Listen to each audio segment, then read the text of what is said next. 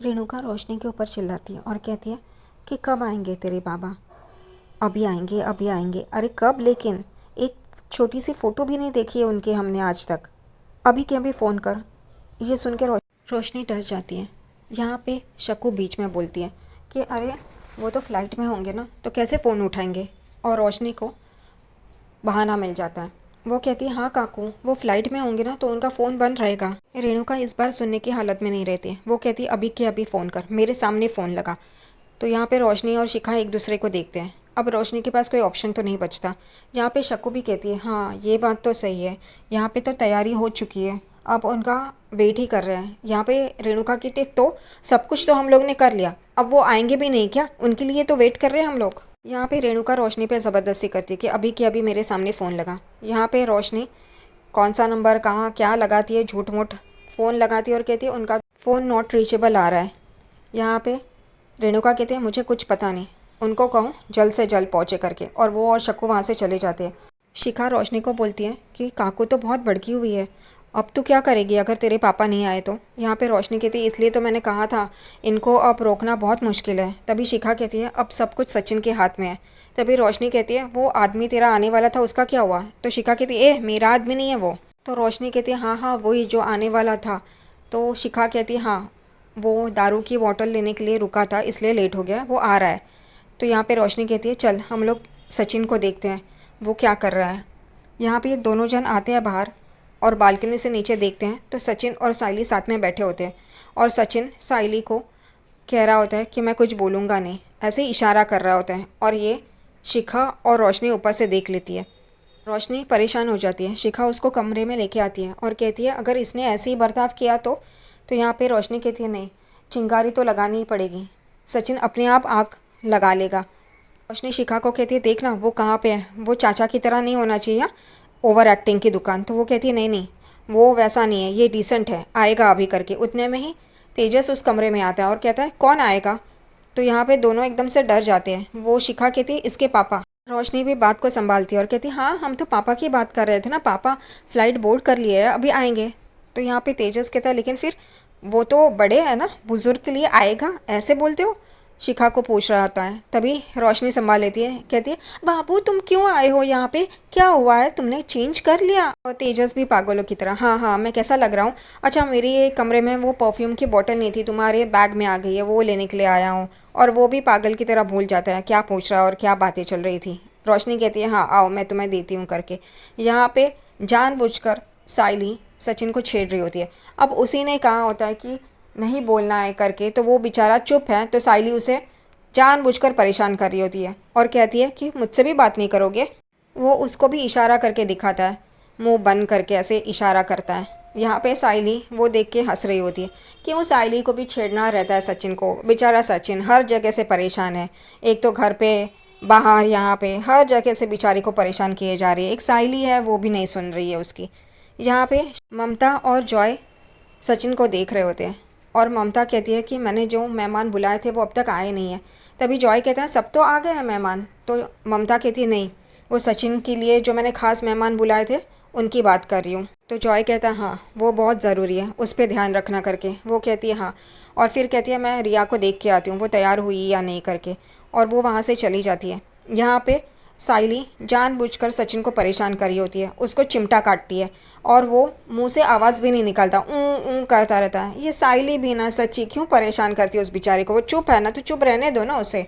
उतने में सचिन का एक पहचान वाला उसके पास आता है और उसे कहता है क्या भाऊ कैसे हो, क्या कर रहे हो? और सचिन बिना बोले इशारे से उसको मैं ठीक हूँ ये वो ऐसा बोल रहा होता है। और साइली हंस रही होती है। वो बोलता है कि क्या हुआ तुम्हें, तुम बात क्यों नहीं कर रहे हो? तो साइली कहती है उसने मौन व्रत रखा है करके, और वो चला जाता है। फिर यहाँ पे साइली कहती है तुम कुछ भी नहीं बोलोगे? अब साइली जानबूझकर सचिन को परेशान कर रही होती है। यहाँ पे रिया की माँ रिया को गहने देती है और कहती है ये पहनो करके। रिया कहती है इतने सारे गहने पहने, और नहीं मॉम प्लीज़। तो वो कहती है नहीं हमारे हिसाब से होना चाहिए, तो ये गहने तुम्हें पहनने ही होंगे। वो ज़बरदस्ती करती है।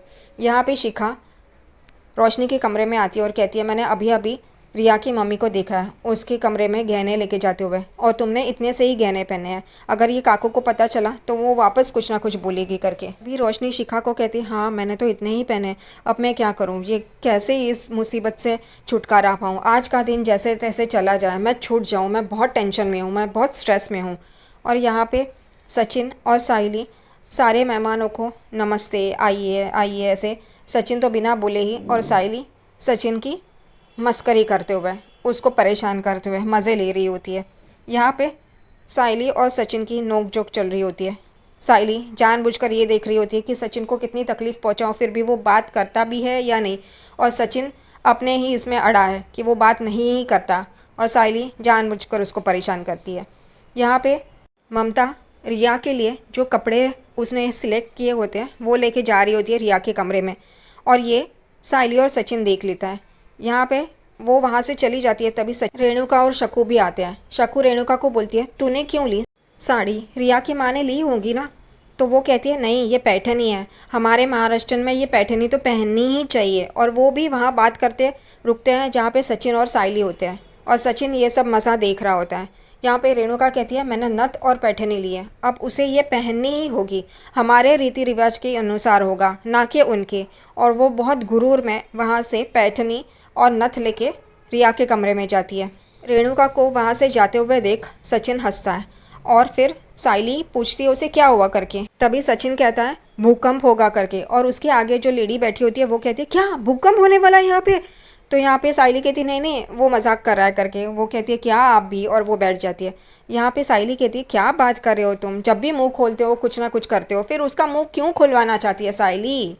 वो कहता है कि देख, रिया की माँ अंदर गई है और बाबा की बाइक को भी, अब उन दोनों में झगड़ा होगा, और वैसा ही होता है। दोनों यहाँ पे अपनी अपनी साड़ी रिया को पहनने के लिए कहते हैं। रिया की माँ रिया को कहती है, हमारे हिसाब से हो रहा है तो मैंने दी हुई साड़ी और गहने ही पहनोगे। रेणुका कहती है, अब वो हमारी बहू है तो मैं जो दूंगी उसे वो ही पहनेगी। और उन दोनों में नोक झोंक चल रही होती है, और बीच में रिया फंस जाती है।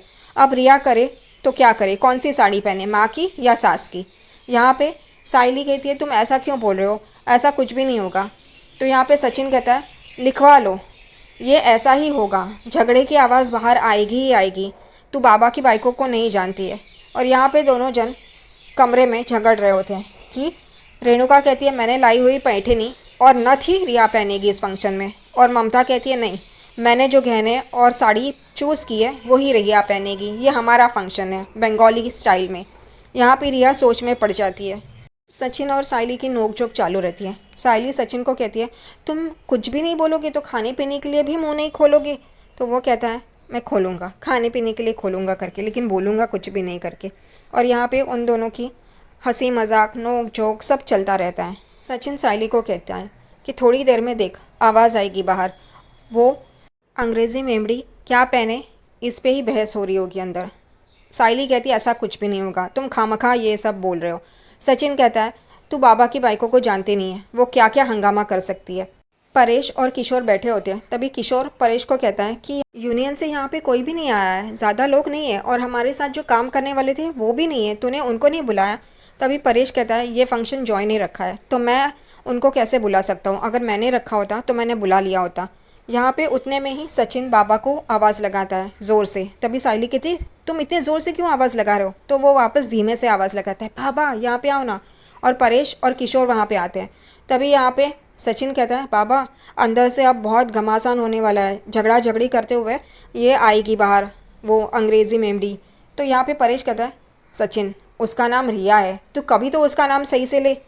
सचिन कहता है, वो छोड़ो, तेरी बाइको है ना वो भी अंदर गई है, और उसकी माँ भी, अब देखना क्या घमासान होता है। उतने में वो देखते हैं तो रिया की माँ पहले बाहर आती है, जब सचिन को लगता है कि वो अंग्रेज़ी मेमड़ी आ रही है बाहर।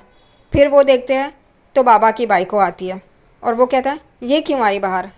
परेश और सचिन की नोकझोंक चल रही होती है। उतने में ही वो लोग देखते हैं तीसरी बार रिया आती है बाहर, और वो ऐसे स्टाइल में आती है कि महाराष्ट्रियन पैठनी, लेकिन वो बंगाली स्टाइल में, यानी कि दोनों का मान रखा है उसने। और ये देख के सब लोग चौंक जाते हैं।